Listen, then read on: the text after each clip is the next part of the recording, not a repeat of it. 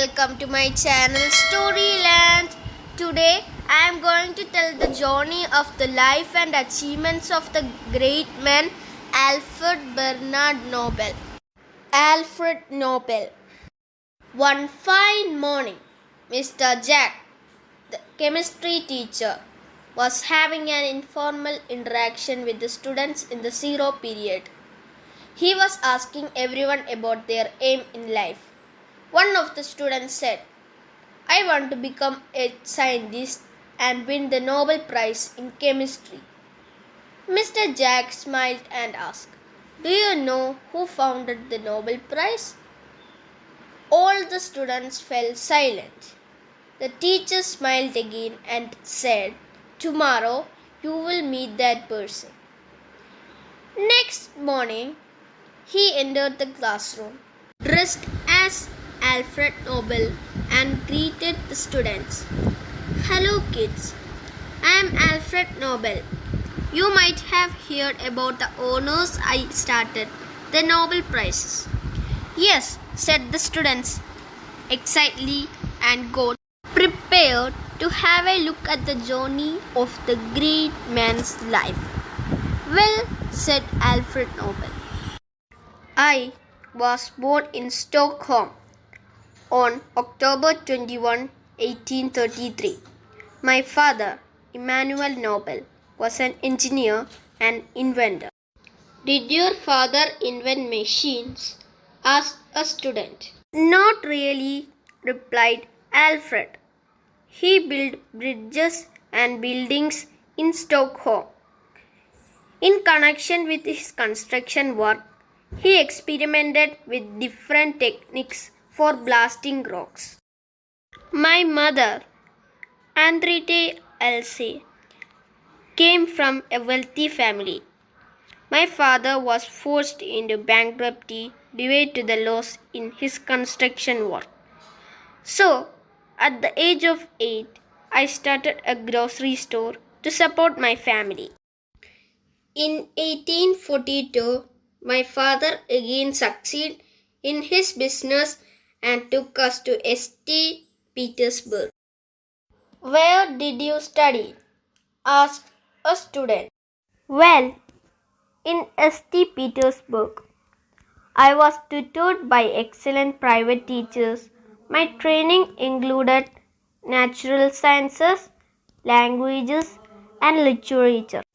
By the time I was 17 years old, I was fluent in Swedish, Russian, French, English, and German. Initially, I liked English literature, especially poetry, apart from chemistry and physics. However, my father wanted me to join his enterprise as an engineer. He disliked my interest in poetry." "So, what did he do?" asked a student. "To widen my horizons, he sent me abroad for further study in chemical engineering. During a 2-year period, I visited Germany, Sweden, France, and the United States in pursuit of my education. During this period, I worked under the guidance of Professor T.J. Pellows, a famous chemist. I also met Ascanio Sobrero, the young Italian chemist who had invented nitroglycerin, a highly explosive liquid." "Is that how you invented dynamite?" asked a student. "Not so soon, dear," replied the inventor. "Ascanio raised my interest in nitroglycerin. I discovered how it could be put to practical use in construction work. I also realized that a method had to be developed for the controlled detonation of nitroglycerin. In the US, I visited John Ericsson, the Swedish American engineer who had developed the screw propeller for ships. In 1852, I went back to Russia to help my father in my family business. In the meantime, I also experimented to develop nitroglycerin as a commercially and technically useful explosive. However, soon we were forced into bankruptcy again and we left St. Petersburg for Stockholm. In 1863, I concentrated on developing nitroglycerin as an explosive. Unfortunately, a year later, my brother Emil and several other persons were killed in an explosion. That's sad, echoed the students sorrowfully. Yes, said Alfred and continued. But this incident convinced the authorities that nitroglycerin production was exceedingly dangerous. So I had to move to a barge anchored on Lake Maliren. I started mass production of nitroglycerin. Soon I found that mixing nitroglycerin with kieselguhr would turn the liquid into a paste which could be shaped into rods of the size and form suitable for insertion into drilling holes. In 1867, I patented this material under the name of dynamite. Wow! Exclaimed students in unison. Yes, said the inventor. I also invented a detonator or a blasting cap to detonate the dynamite rods. This blasting cap could be ignited by lighting a fuse. By the time I invented these things, the diamond drilling crown and the pneumatic drill had come into general use. Together, these inventions drastically reduced the cost of blasting rocks, drilling tunnels, building canals, and many other forms of construction work. With these inventions, I also proved myself to be a very skillful entrepreneur and businessman. By 1865, my factory in Krumel near Hamburg, Germany, was exporting nitroglycerin explosive to many countries in Europe, America, and Australia. That's amazing, said a student. Yeah, it was, continued the inventor. Over the years, I founded factories and laboratories at over 90 different places in more than 20 countries. Although I lived in Paris, much of my life was spent in constantly traveling.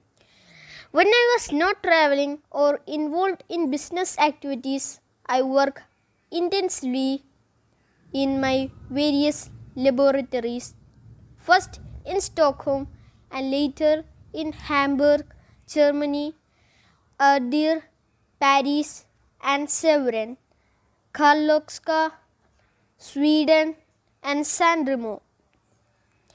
I focused on development of explosive technology as well as other chemical inventions, including such materials as synthetic rubber and leather, artificial silk, etc. Unfortunately, my work and travel did not leave much time for a private life. You mean to say you stayed alone all your life? Asked a student. Not really, son, replied Alfred. I had a few close friends. I realized I was growing old in my early 40s. So, I gave an advertisement in a newspaper. Wealthy, highly educated elderly gentleman seeks a lady of mature age versed in languages as secretary and supervisor of household. Most qualified applicant turned out to be an Austrian woman, Countess Bertha Kinsky. After working For a very short time for me, she returned to Austria to marry Count Arthur von Suttner. In spite of this, Bertha and I remained good friends and kept writing letters to each other for decades. My work and busy schedule didn't leave me alone even in my old age. Yet, I did feel an emptiness and a need for someone close to me. Over the years, Bertha became increasingly critical of the arms race. She wrote the famous book Lay Down Your Arms and became a prominent figure in the peace movement. Even I was interested in social and peace related issues. I had a great interest in literature and wrote several poems and dramatic works. I was very fond of reading. I wrote many books as well. However, a major part of my life was spent in establishing business and founding new companies. I tried to strike a balance between science and art. Right gave me the way to fulfill my creative urge. 2. I had invented dynamite, yet I realized that it could turn disastrous. I hope you all know about its catastrophic features. Yes, said the students collectively. Today, continued Alfred, many of the companies founded by me, like Imperial Chemical Industries, ICI, in Great Britain, Societe Centrale de Dynamite in France, and Dino Industries in Norway, have developed into industrial enterprises that still play a prominent role in the world economy. Many honors also came my way. I was elected a member of the Royal Swedish Academy of Science in 1884 and received an honorary doctorate from Uppsala University in 1893. After saying this, Mr. Jack removed his coat as well as his beard and started telling the last days of the great man. Alfred Nobel, said Mr. Jack, passed away in San Remo, Italy on December 10, 1896. Before dying, he had made a will for the fortune he had made during his lifetime by selling explosives to countries all over the world. Indeed, his will was a surprise. What did he write in his will? Asked a student. Well, continued Mr. Jack, Alfred Nobel's will stated that his fortune was to be used for prizes in physics, chemistry, physiology, or medicine, literature, and peace. The executors of his will were two young engineers, Ragnar Solman and Rudolf. They set about forming the Nobel Foundation as an organization to take care of the asset left by Nobel for this purpose and to coordinate the work of the prize awarding institution. Indeed, they faced a lot of problems in the task, as the will was contested by Alfred's relatives and questioned by authorities in various countries. What made Alfred Nobel initiate the Nobel Prize? Asked a student. The teacher smiled and replied, Alfred Nobel realized that in the developing society, the dynamite was used more for destruction than for construction work. In 1888, a French newspaper had published a premature obituary of Nobel, reproving him for inventing the dynamite. The obituary stated, "The merchant of death is dead." Dr. Alfred Nobel, who became rich by finding ways to kill more people faster than ever before, died yesterday. This incident deeply affected Nobel and he made the will. In other terms, his greatness lays in his ability to combine science and business. He lived his life on his own terms and achieved all that he wanted. Thank you for watching.